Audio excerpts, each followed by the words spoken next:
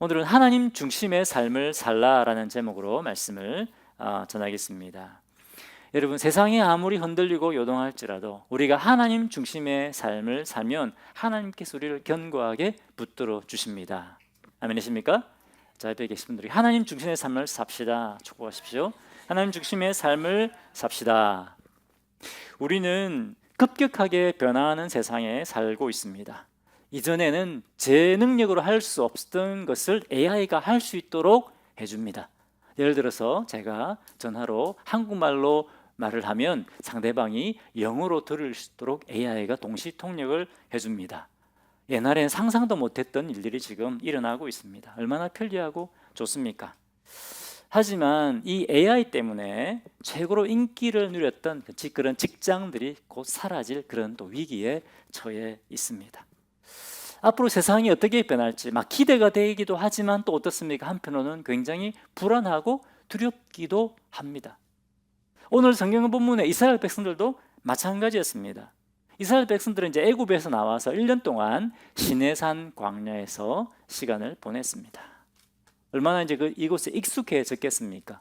그런데 하나님께서 어떻게 말씀하십니까? 이제 이곳을 떠나라. 이곳을 떠나서 내가 약속한 가나안 땅으로 가라. 이렇게 말씀하십니다.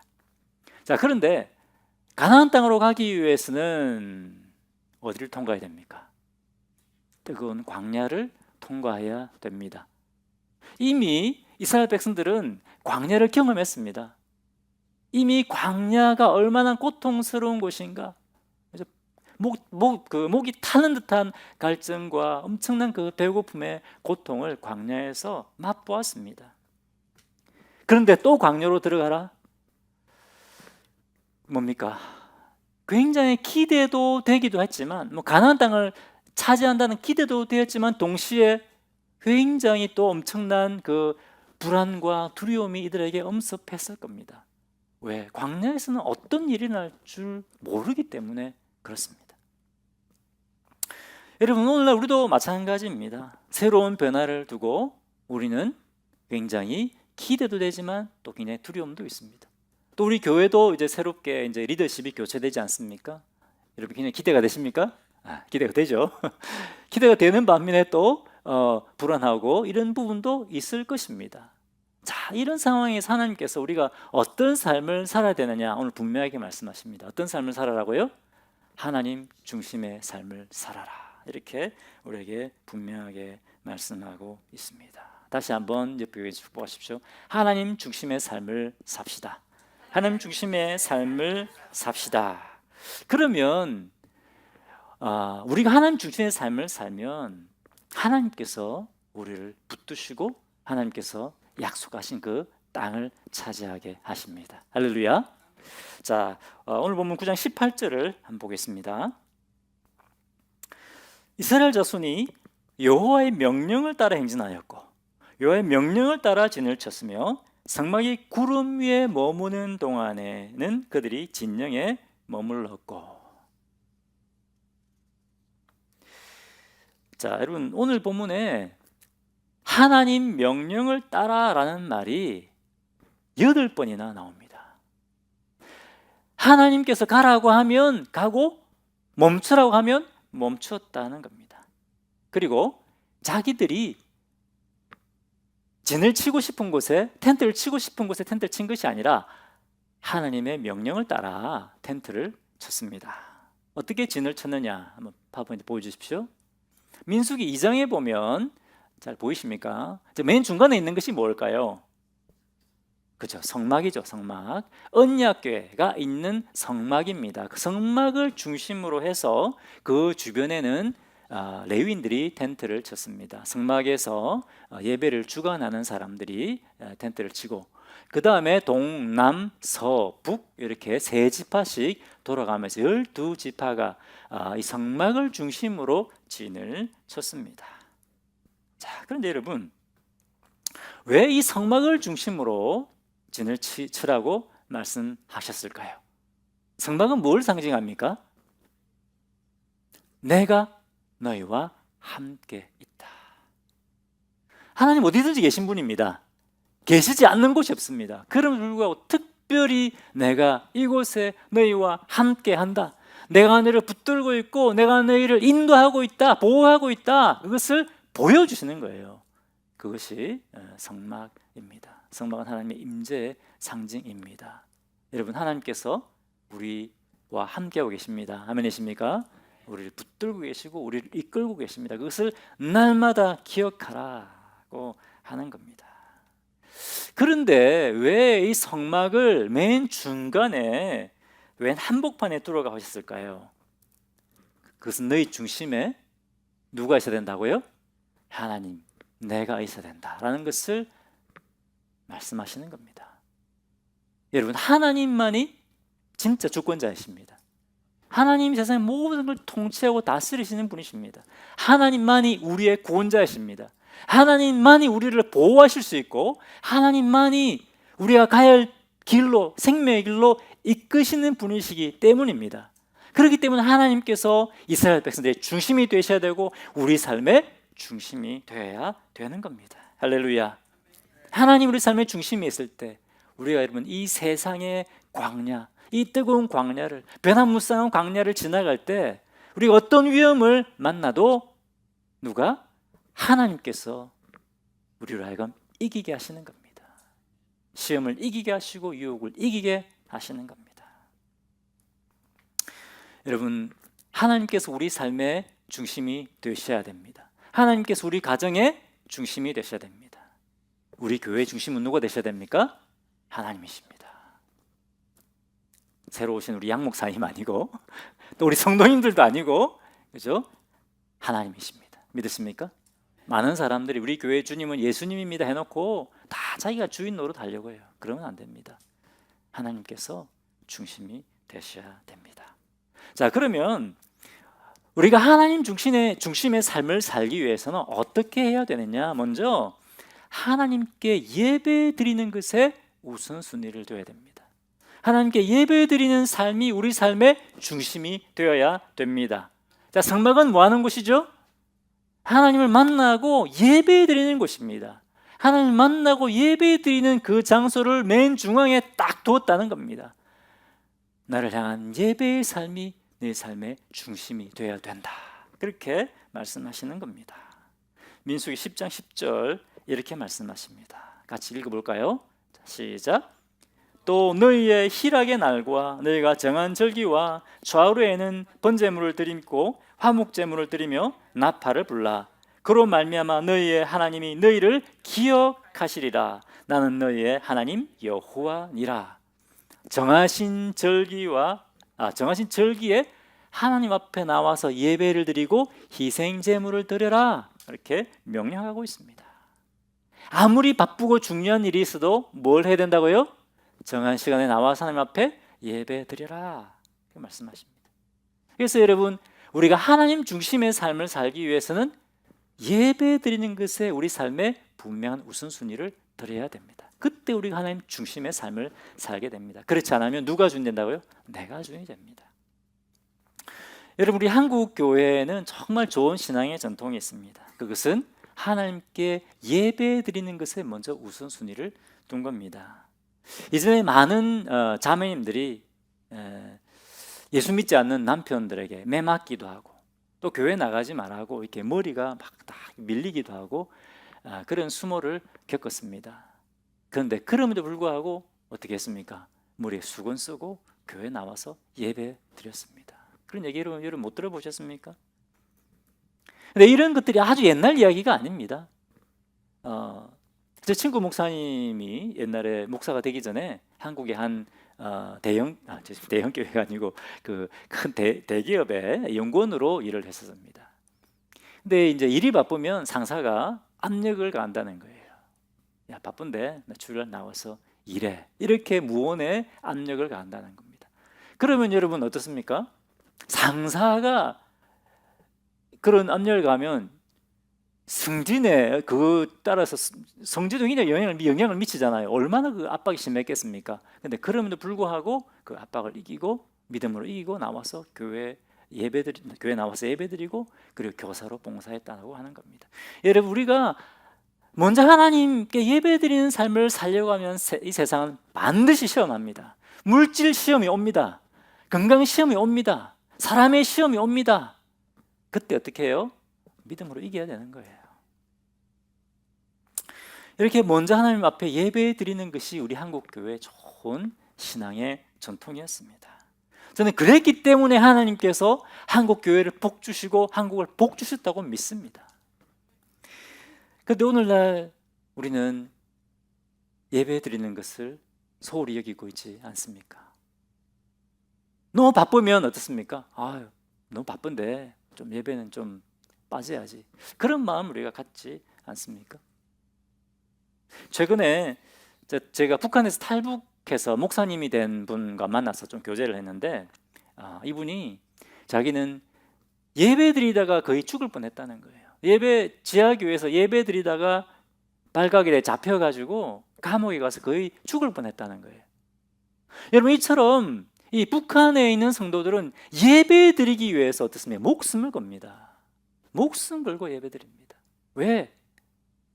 내 죄를 위해서 십자가에 고난당하시고 죽으신 그 주님, 죽으시고 부활하셔서 우리 진정한 소망을 주신 그 주님, 천국의 소망을 주신 그 주님이 너무 감사해서 뭡니까?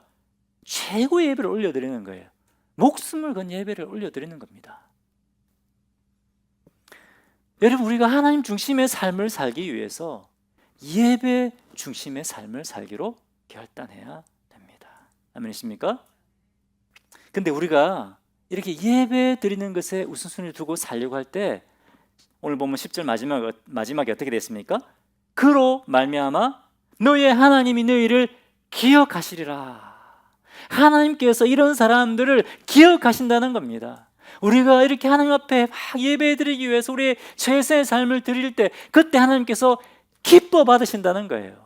그런 예배를 하나님께서 너무나 기뻐 받으시고 영광 받으신다는 거예요. 그리고 그러한 사람들을 기억하시고 하나님께서 한없는 은혜와 복을 쏟아 부어 주시는 겁니다. 할렐루야. 여러분, 하나님께서 쏟아 부어 주시는 그 은혜는 우리가 성취해내는 것과는 비교가 안 됩니다. 누구에게 이런 은혜를 쏟아 부으신다고? 누구를 기억하신다고요? 하나님 앞에 예배 드리는 자에게 은혜를 부으신다 말씀하십니다. 자, 그러면 정해진 시간에만 우리가 예배 드리면 될까요? 주일 썬데이만 나는 매주 예배 드리니까 나는 철저히 예배 잘 드리고 있어. 그런데 여러분, 로마서 12장 1절에 이렇게 말씀하고 있습니다. 너무 잘 아는 말씀이죠. 그러므로 형제들아, 내가 하나님의 모든 자비하심으로 너희를 권하노니 너희의 무엇을 드리라고요? 너희 몸을 하나님 기뻐하시는 거룩한 산제사로 드리라. 이는 너희의 드릴 영적 예배니라. 자, 옆에 계신 분들에게 형제님의 자매의 몸을 하나님께 드리십시오. 축복하십시오. 형제님의 자매의 몸을 하나님께 드리십시오. 그것이 뭐라고요? 영적 예배다. 하나님이 기뻐하시는 영적 예배는 우리의 몸을 드리는 겁니다. 그것을 위해서 우리가 어떻게 해야 될까요? 우리의 몸을 드리기 위해서 먼저 하나님의 뜻이 무엇인지를 묻고 하나님의 뜻에 순종하는 삶입니다. 그리고 몸을 드린다고 하는 것은 우리가 하나님의 나라와 주님의 교회와 형제 자매들을 위해서 기꺼이 내 삶을 헌신하는 겁니다. 여러분, 예배는 헌신입니다. sacrifice. 헌신이 없는 것은 예배가 아닙니다. 몇 주 전에 한 목사님이 안타까워하면서 이런 말씀하시더라고요. 이전에 이제 목사님의 교회에서 교회 직분자로 열심히 섬겼던 분인데 이제 대형 교회로 옮기셔가지고 주일날 아침 8시부터 9시까지 딱 1시간 예배를 드린대요. 그 다음에 뭘 할까요? 골프를 치러 간다는, 골프를 8시부터 9시까지 딱 예배 드리고 나머지 하루 종일, 주일 하루 종일은 골프를 한다는 거예요. 여러분, 어떻습니까? 하나님께서 받으신 예배일까요? 본인은 나는 예배 드렸다고 골프를 치겠죠. 예배일까요? 예배 아닙니다. 하나님께서 온전히 받은 예배 아닙니다. 왜?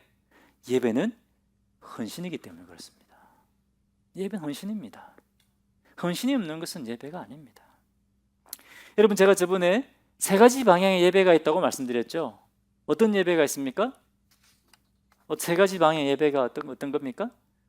위를 향한 예배가 있고, 안으로 향하는 예배가 있고, 세상을 향한 예배가 있습니다. 파워포인트 한번 보여주십시오. 자, 위를 향한 예배. 위를 향한 예배는 어떤 예배일까요? 우리의 공동체 예배입니다. 공동체 예배. 오늘 지금과 같은 이런 예배입니다. 안으로 향한 예배는 뭘까요?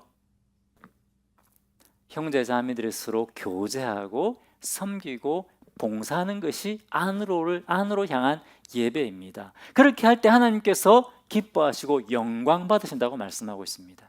여러분, 예배가 뭡니까? 하나님께 영광 돌리는 그 예배 아닙니까? 그렇죠? 자, 그다음에 세 번째는 세상을 향한 예배. 어떤 예배일까요? 우리가 주님의 사랑과 복음을 전하는, 복음으로 세상을 섬기는 것입니다. 복음을 전하고 주님의 제자를 삼고 선교를 위해 우리의 삶을 드리는 것. 그때 하나님께서 영광 받으신다고 말씀하십니다. 이것이 예배입니다. 위를 향한 예배, 안으로 향한 예배, 세상을 향한 예배. 이 세 가지 예배가 드려질 때 우리는 온전한 하나님 앞에 온전한 예배를 드리게 되는 겁니다. 아멘이십니까? 그때 하나님께서 우리를 기억하신다, 기뻐하신다, 영광 받으신다. 하나님께서 하나님 은혜와 사랑을 쏟아 부어 주시는 겁니다. 여러분, 이런 예배의 기쁨을 누리시기 바랍니다. 왜 나는 예배드려도 기쁨이 없지? 왜 내 삶에는 성도로서 삶에 기쁨이 없지? 진정한 예배를 드리면 기쁨이 옵니다. 진정한 예배는 sacrifice, 헌신이 있는 예배입니다. 그 예배를 하나님 받으시고 그 예배자에게 하나님께서 은혜를 쏟아 부어 주시는 겁니다. 할렐루야. 첫 번째, 우리가 하나님 중심의 삶을 살기 위해서는 먼저 어떤 삶을 살아야 된다고요? 예배 중심의 삶을 살아야 된다. 예배에 우선순위를 두는 삶을 살아야 된다라고 말씀했습니다. 그리고 예배에는 우리의 삶의 예배도 포함된다는 겁니다. 자, 두 번째, 하나님 중심의 삶을 살기 위해서는 하나님의 인도하심을 따라 살아야 합니다. 자, 옆에 계신 축복하십시오. 하나님의 인도하심을 따라 삽시다.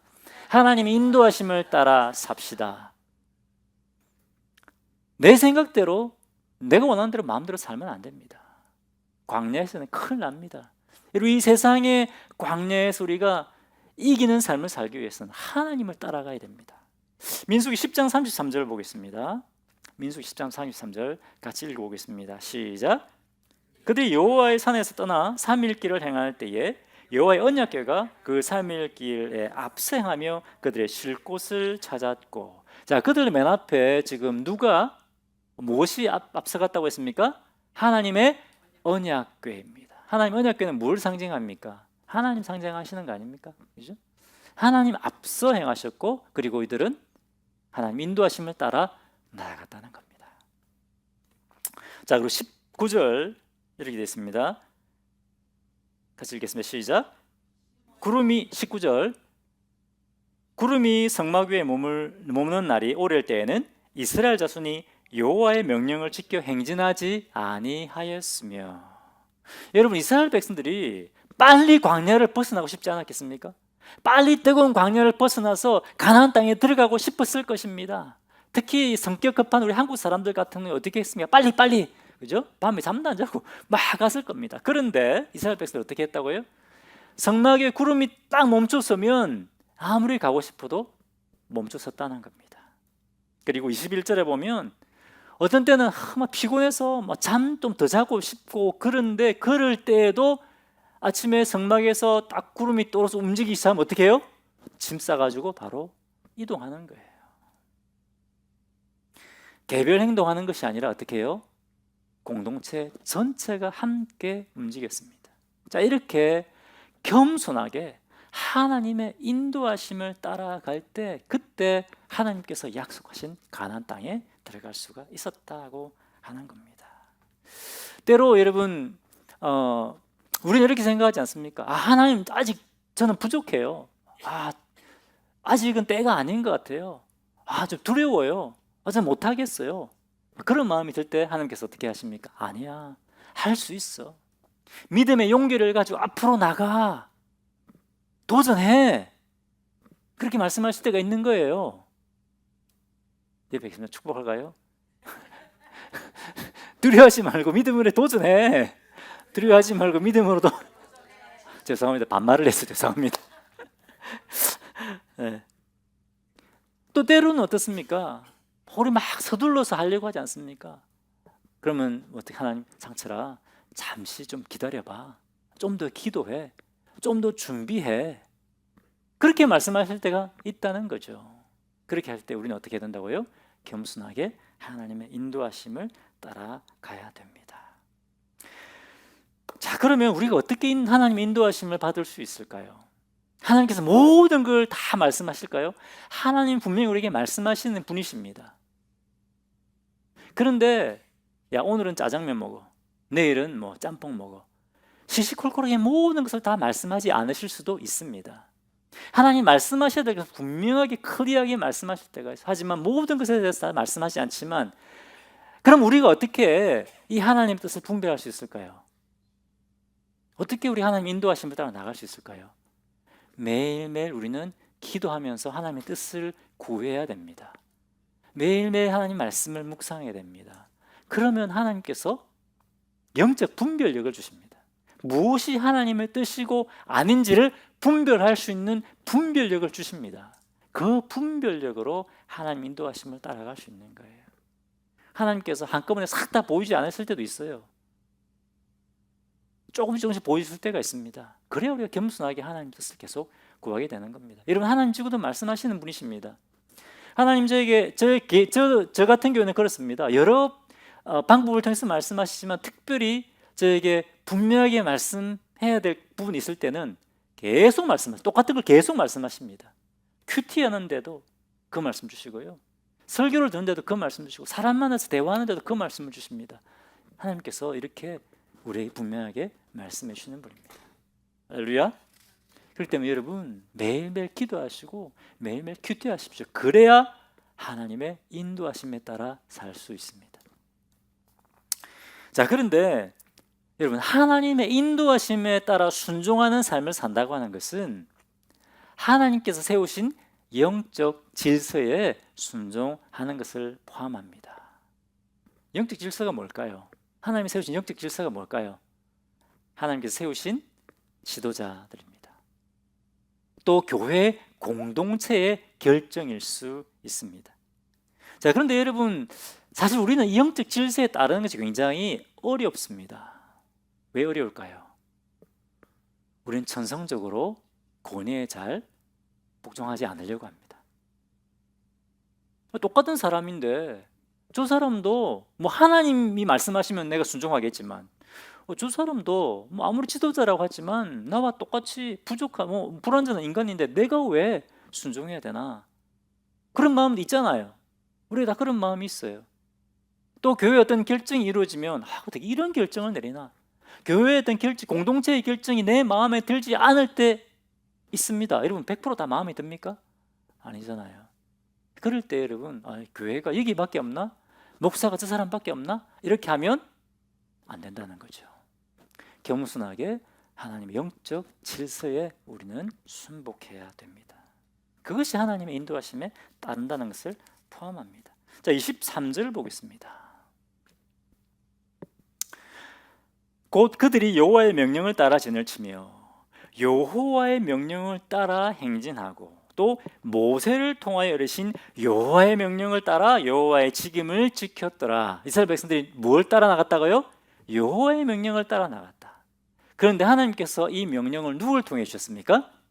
모세를 통해 주셨습니다. 하나님께서 세우신 지도자 모세를 통해서 하나님 뜻을 알려주셨다는 겁니다.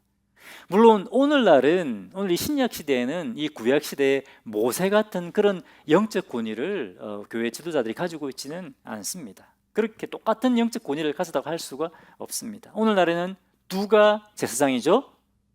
누가 제사장입니까? 우리 모두가 제사장입니다.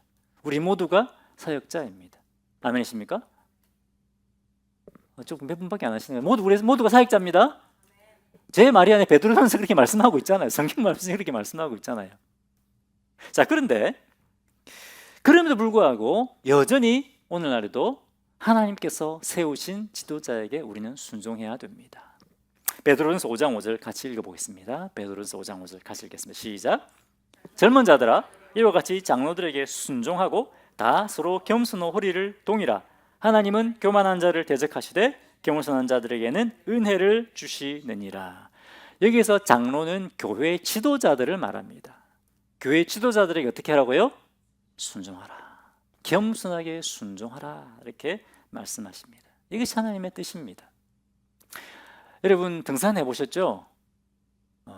산 정상에 올라가면 어떻습니까? 산 중턱에서는 볼 수 없었던 것을 볼 수 있게 됩니다. 그것을 경험해 보셨습니까?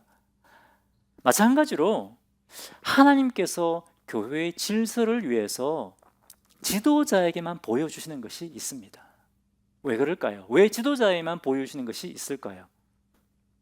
예를 들어서 교회의 비전입니다. 교회 나갈 방향입니다. 만약에 성도가 100명인데 100명 모두가 이쪽으로 가야 됩니다. 이거 하나님의 뜻입니다. 막 이렇게 나팔을 분다면 어떻습니까? 교회가 한 방향으로 갈 수 있을까요? 누가 하나님 말씀 주시는 말씀 어떻게 알아요? 모르잖아요. 그 공동체는 엉망이 됩니다. 사공이 많으면 배가 어디로 가죠? 산으로 갑니다.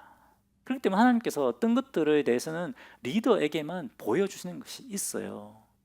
하나님께서 리더에게도 지도자에게 말씀하시면 나에게도 말씀해 주셔야지. 그런데 그러지 않은 것도 있을 수 있다는 거예요. 왜? 공동체의 질서를 위해서입니다. 자, 그러면 교회 지도자는 모든 것을 다 보고 다 볼 수 있느냐? 아닙니다. 하나님께서 다 보여주지 않습니다. 왜? 다 보여주면 교만해지잖아요. 물론 여러 가지 이유가 있겠지만 하나님 겸손하기 위해서 우리 하나님이 아니잖아요. 너는 인간이라는 것을 한계를 우리에게 보여주십니다. 그렇기 때문에 지도자는 어떻게 돼요? 겸손해야 됩니다. 겸손하게 계속해서 하나님의 뜻을 구해야 됩니다. 그리고 성도들의 의견에 귀를 기울이고 잘 커뮤니케이션 하려고 노력을 해야 됩니다. 지도자는 성도들의 이야기를 잘 듣고 잘 커뮤니케이션 하고 또 성도들은 어떻게 해요? 지도자에 잘 따라야 됩니다. 그때 교회가 하나님께서 이끄시는 것으로 나아갈 수 있는 겁니다. 아멘이십니까? 자, 8절 이것을 기억하고 8절을 보겠습니다. 8절 자 시작. 그 나팔은 아론의 자손인 제사장들이 불지니 이는 너희 대대의 영원한 율례니라. 자, 하나님께서 어떤 신호를 보내실 때 어떻게 했다고 말씀하고 있습니까? 제사장을 통해서 나팔을 불게 하셨습니다.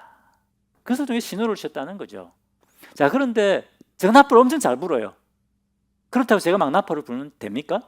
안 되죠. 나팔은 누구만 불어야 됩니까? 제사장만 불어야 됩니다. 그래야 나아갈 방향을 분명히 알고 나아가게 되는 겁니다. 마찬가지로 제사장도 나팔을 함부로 불면 안 됩니다. 자기가 불고 싶다고 막 불면 안 되죠. 하나님의 뜻을 따라 나팔을 불어야 됩니다. 아멘이십니까? 자기가 마음대로 불면 큰일 납니다. 여러분 제사장 아론의 두 아들 나답과 아비후가 어떻게 되었습니까? 불에 타 죽었습니다. 왜? 하나님께서 정하신 불을 드려야 되는데 자기가 그냥 마음대로 자기들이 원하는 불을 드렸습니다. 그래서 거기서 불이 나와서 다 죽고 말한 거죠. 이것은 경각심을 우리에게 주시는 겁니다. 영적 지도자가 깨어서 하나님의 뜻대로 행해야 된다는 겁니다. 그래서 우리 성도들은 어떻게 됩니까? 영적 지도자가 영적 잠에 빠지지 않도록 기도해야 됩니다. 동시에 영적 지도자는 날마다 영적으로 깨어서 기도해야 됩니다. 영적 지도자가 영적 잠에 빠지면 안 됩니다. 아멘이십니까? 자, 두 번째, 우리가 하나님 중심의 삶을 살기 위해서는 어떻게 해요? 하나님의 인도하심을 따라가야 됩니다. 그것은 하나님께서 세우신 영적 질서에 따라가는 것을 포함합니다. 자, 세 번째, 우리가 이 인생의 광야를 이기기 위해서 하나님 중심의 삶을 살기 위해서 하나님의 도우심을 구하며 살아야 됩니다. 우리 힘으로 승리하는 삶을 살 수 없습니다. 우리 힘으로 이 인생의 광야를 이길 수 없습니다. 오직 우리는 하나님께서 주시는 힘과 능력으로 우리에게 주어진 광야를 이길 수 있습니다. 아멘이십니까? 자, 9절 한번 보겠습니다. 9절. 자, 시작. 또 너희 땅에서 너희가 자기를 압박하는 대적을 치러 나갈 때에는 나팔을 크게 불지니 그리하면 너희 하나님 여호와가 너희를 기억하고 너희를 너희의 대적에게서 구원하시리라.